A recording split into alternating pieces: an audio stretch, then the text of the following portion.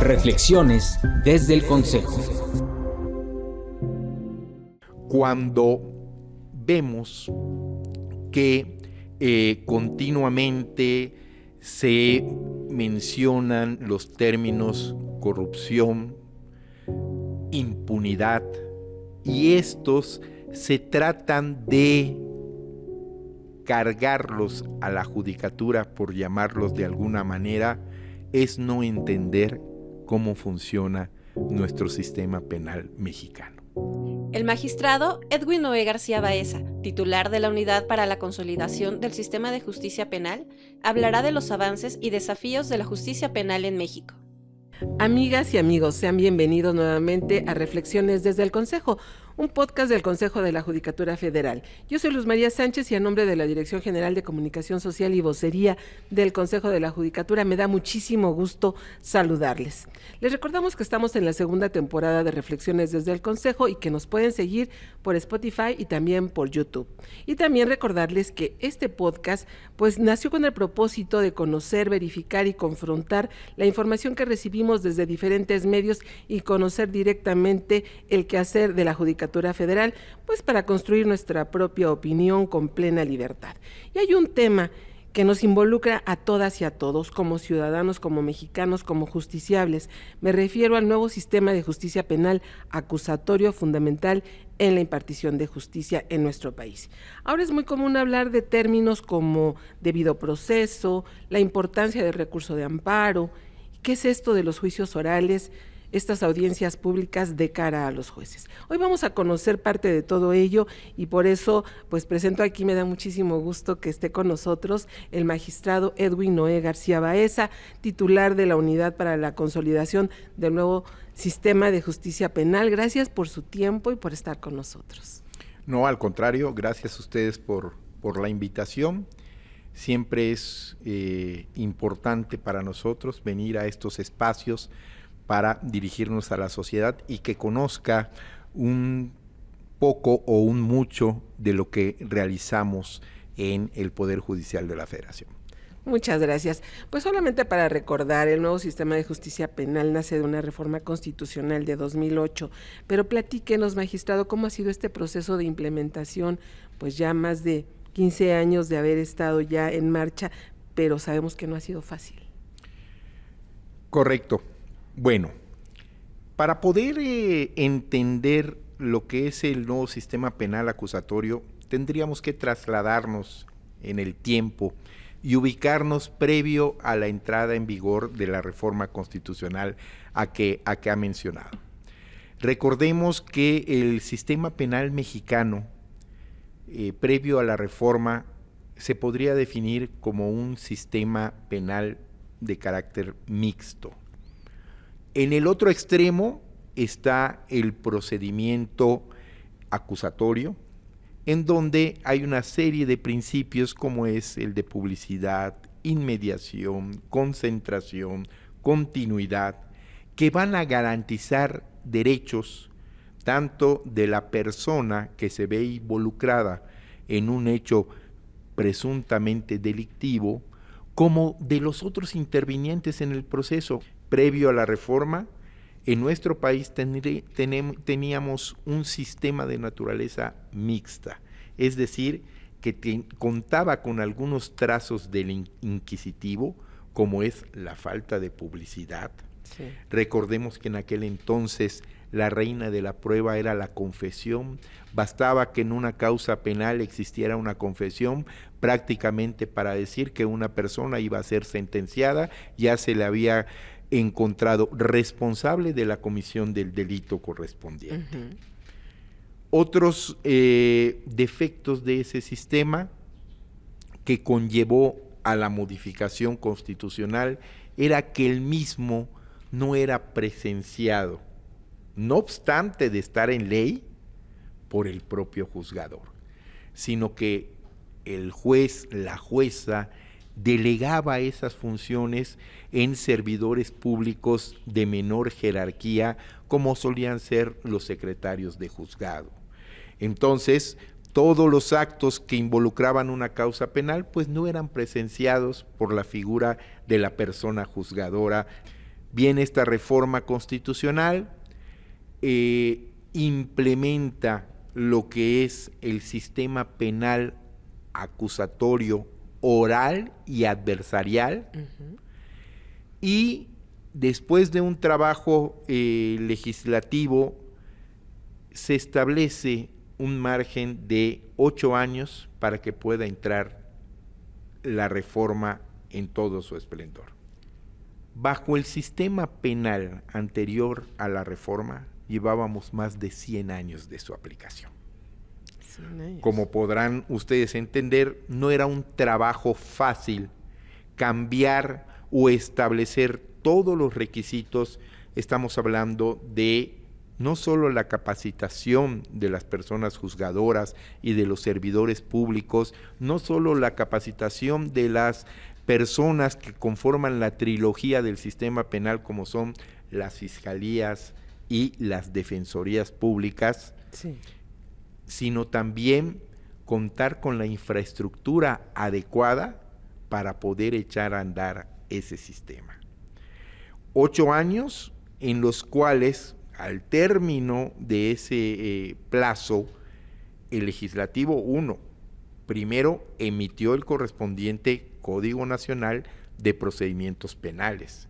Es así que en el mes de noviembre del año 2014, el Poder Judicial de la Federación, a través del Consejo de la Judicatura Federal, en aquel entonces, inicia o sale mediante un acuerdo que en aquel entonces tenía que ser un acuerdo de los 3 poderes, del legislativo, del ejecutivo y del judicial a nivel federal, salen con los 2 primeros centros de justicia penal federal, ubicados en aquel entonces en las ciudades o en los estados de Puebla y Durango. Ahí inicia lo que es la implementación. Una implementación que ustedes deberán entender, Sí.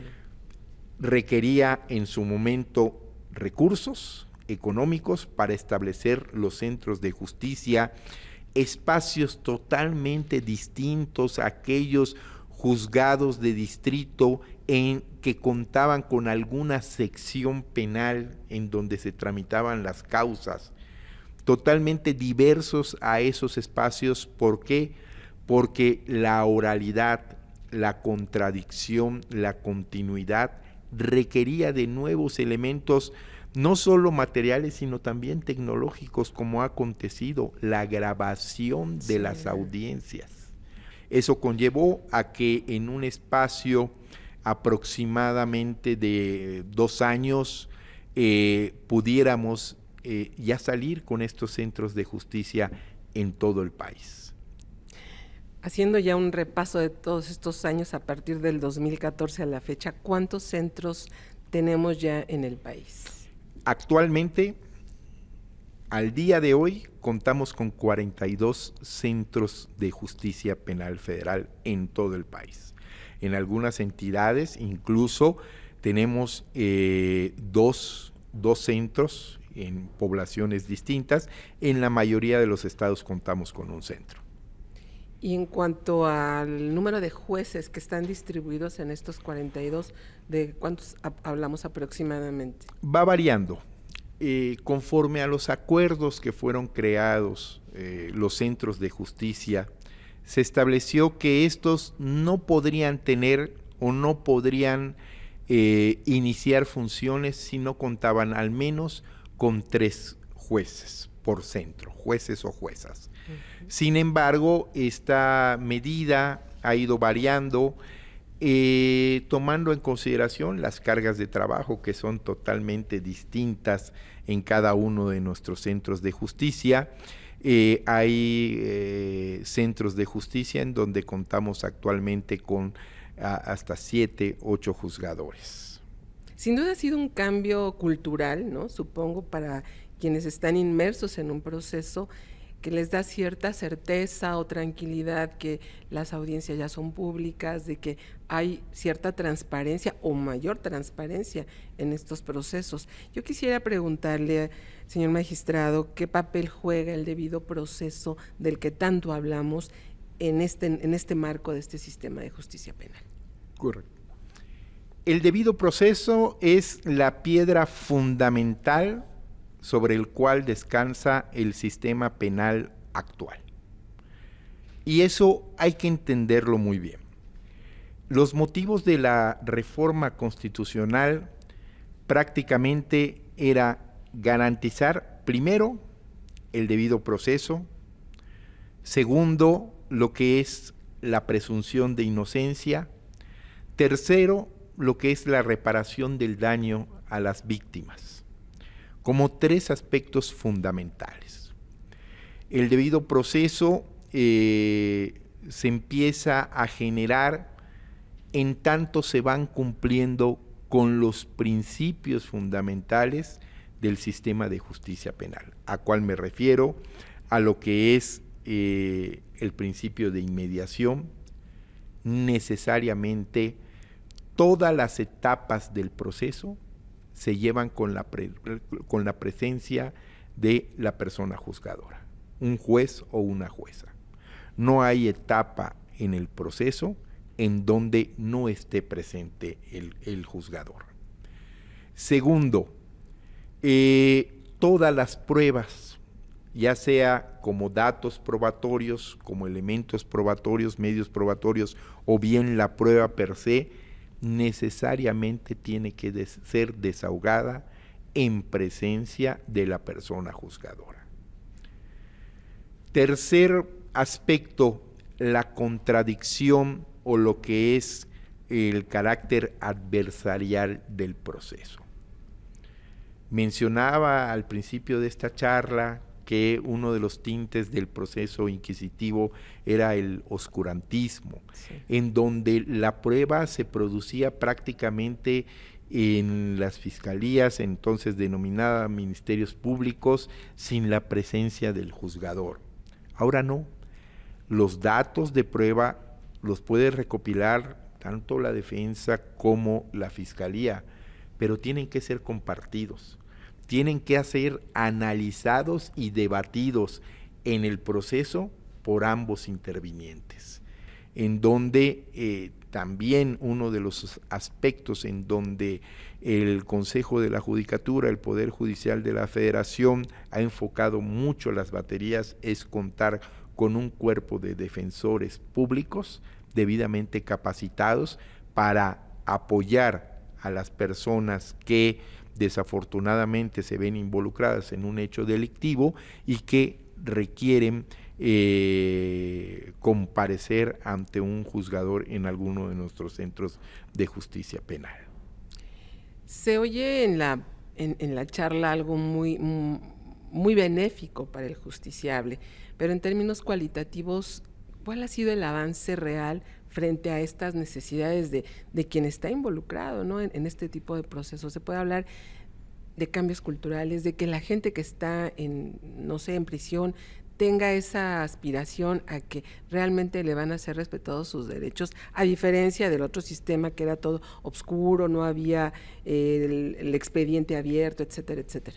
Bueno, creo que no podríamos hablar de un cambio cultural culminado.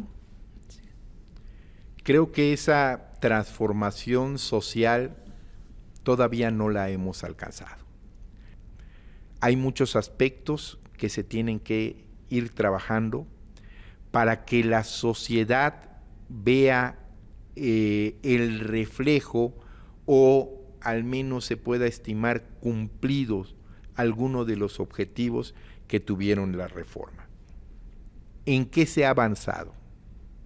Indudablemente en la transparencia de estos procesos. No hay centro de justicia penal federal al cual no pueda accesar cualquier persona, no solo medios de comunicación, Cualquier persona interesada en conocer el funcionamiento de estos centros de justicia, en conocer cómo llevan las personas juzgadoras una audiencia en materia penal, pueden acudir a cualquiera de nuestros 42 centros y van a poder estar presentes. Y desgraciadamente eso gran parte de la población no lo conoce. Las resoluciones que dictan nuestros jueces y nuestras juezas se hace de manera oral, se hace con una publicidad presencial y por lo tanto pueden estar sometidas al escrutinio de cualquier persona, sea docto en derecho o no lo sea, por una parte. Por otra parte, creo que ha quedado, eso sí, completamente enterrado, esa práctica, ya la veo lejana, de no contar con la presencia de una persona juzgadora.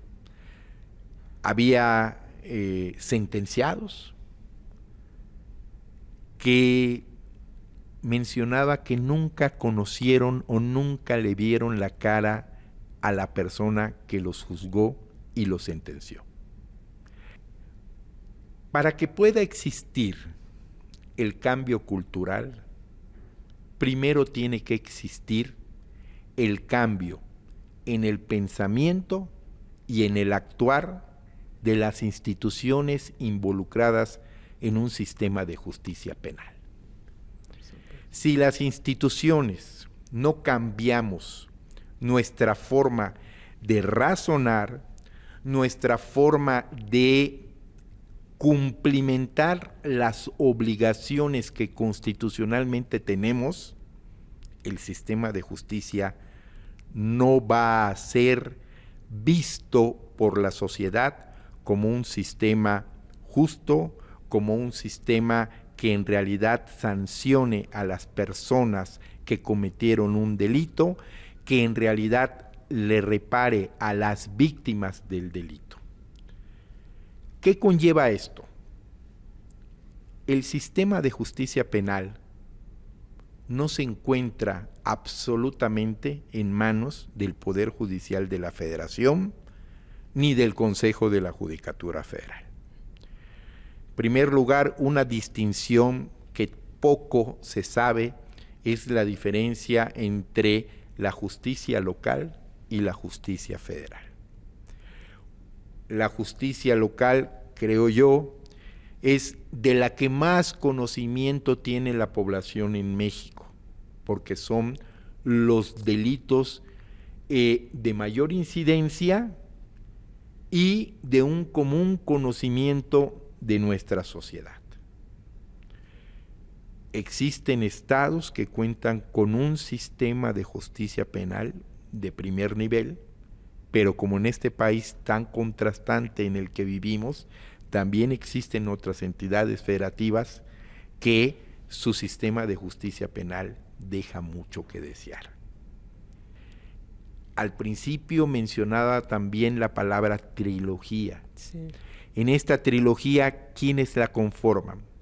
Por una parte, una Fiscalía General de la República que constitucionalmente está obligada a investigar, a perseguir y a llevar ante los tribunales aquellos hechos presumiblemente delictivos y a aquellas personas probablemente responsables de los mismos. Esta es la base o el inicio del proceso penal y se requiere una procuración de justicia de calidad.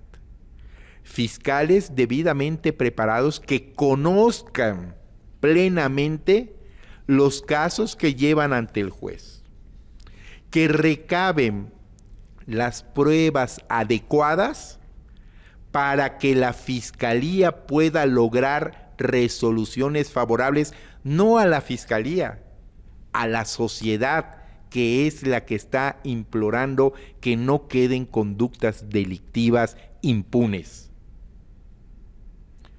Por otra parte, tenemos una defensoría que puede ser pública o privada.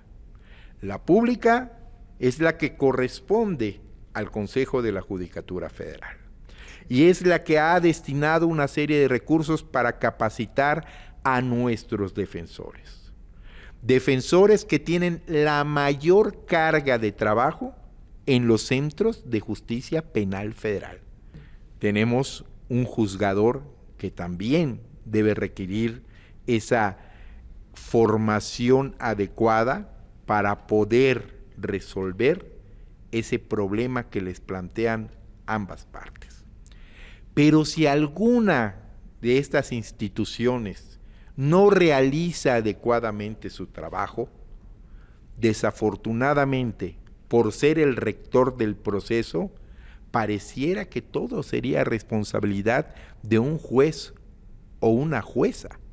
Pareciera que la determinación de un juez o una jueza va a provocar impunidad o va a provocar, por otro extremo, que se trastoquen o que se violen los derechos humanos de las personas sujetas a un proceso penal.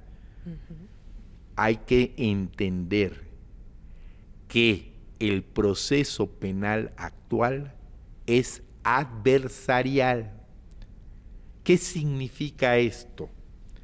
Que Fiscalía y Defensoría, en la diligencia correspondiente, tendrán que exponer sus argumentos, sus datos de prueba. Si alguna de las dos partes es deficiente, la consecuente resolución que dicte un juzgador no es la que va a motivar en sí impunidad o violación de derechos, sino que se basa en la actuación de las otras partes procesales. Esto no se ha acabado de entender. Cuando vemos que continuamente se mencionan los términos corrupción, impunidad, y estos se tratan de cargarlos a la judicatura, por llamarlos de alguna manera, es no entender cómo funciona nuestro sistema penal mexicano. Muy claro, estamos platicando, amigos, de reflexiones con el magistrado Edwin Noé García Baeza, titular de la Unidad para la Consolidación del Nuevo Sistema de Justicia Penal. Y ya mencionaba los derechos humanos que están inmersos y transversales en todos estos procesos. Y en estas partes que están involucradas en sacar adelante un juicio y la libertad posible de un presunto inocente. ¿Por qué no nos platica, por qué no aclara también a la audiencia este término que también es muy popular, la puerta giratoria? Ya explicaba por qué estamos tan confundidos y decimos, o en la opinión pública, son los jueces los culpables porque entra un posible culpable e inmediatamente sale. A partir de la reforma de 2011, en materia de derechos humanos, fue posterior a la reforma constitucional en materia de derecho penal, se establece el principio de que todas las autoridades debemos de respetar el conjunto de derechos humanos que todas las personas en este país contamos con ellos. El ideal es que todas las causas, todos los procesos penales concluyan con una sentencia condenatoria a aquella persona que verdaderamente cometió un delito y que es responsable del mismo.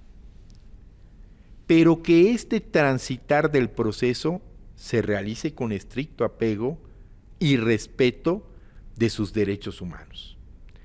Cuando se habla de la puerta giratoria, también se pierde de vista que uno de los motivos que ha conllevado a la misma Corte Interamericana de Derechos Humanos es allá no tener a la prisión como único objetivo del proceso penal y como única forma de sancionar a las personas que intervinieron en la comisión de un delito.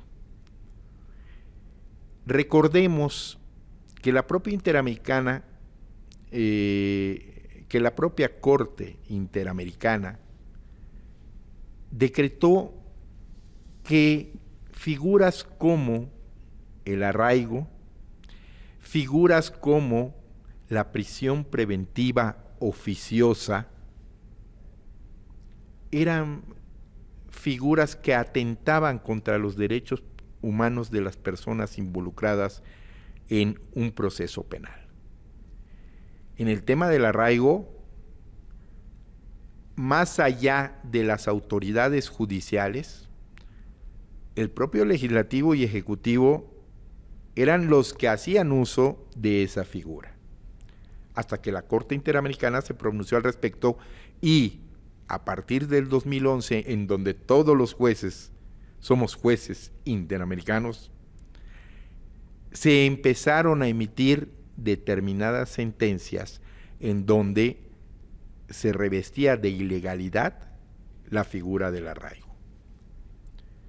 En el tema de la prisión preventiva oficiosa actual, lo vemos, cada vez es más común decir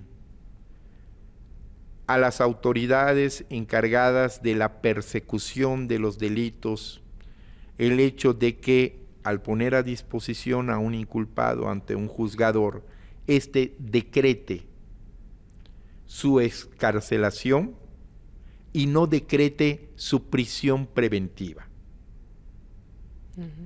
Creo que si no entendemos que la prisión preventiva no va de la mano con el sistema actual de derechos humanos, que también cuentan las personas que delinquen, no estamos entendiendo el por qué los jueces actúan de esa manera. Por el contrario, vemos propuestas de ir ampliando el catálogo de delitos que merecen la prisión preventiva oficiosa. Pareciera ser un contrasentido o una contradicción, o pareciera ser que no se entiende que los jueces, con base en lo ya resuelto por la Corte Interamericana, la mayoría de ellos ya no están aplicando la prisión preventiva oficiosa. ¿Y esto conlleva impunidad? No. La prisión preventiva puede ser oficiosa o puede ser justificada. Nada más que cuando se trata de la prisión preventiva justificada, las fiscalías tienen que hacer un mayor trabajo. Aportar más. Tienen que llegar con los datos probatorios para que la persona juzgadora pueda determinar que la persona involucrada o imputada permanezca privada de su libertad, pero porque ya se acreditaron los motivos, las razones, con medios de prueba adecuados. Pero ¿qué es lo que está pasando? ¿Se olvida este aspecto? ¿No se justifica ante el juzgador? ¿No se llevan los datos de prueba suficientes para que él tome esta medida? Y como consecuencia de ello, el juzgador decide imponer cualquier otra medida distinta a la prisión preventiva. Y lo que es entendible para aquellas personas que no lo explican o que no lo entienden adecuadamente, es entendible la molestia que pudiera generar en algunas instituciones el hecho de que se permita a una persona posiblemente culpable estar en libertad o llevar en libertad su proceso. Otro tema que no se alcanza a distinguir es cuando se permite a una persona llevar su proceso en libertad, no se traduce en que esa persona no va a ser sentenciada o no va a ser, no se pueda dictar en su contra una sentencia condenatoria. Son dos cosas totalmente distintas. Por supuesto que al final del proceso, esa persona puede recibir una sentencia condenatoria y si no alcanza alguno de los beneficios, tendrá que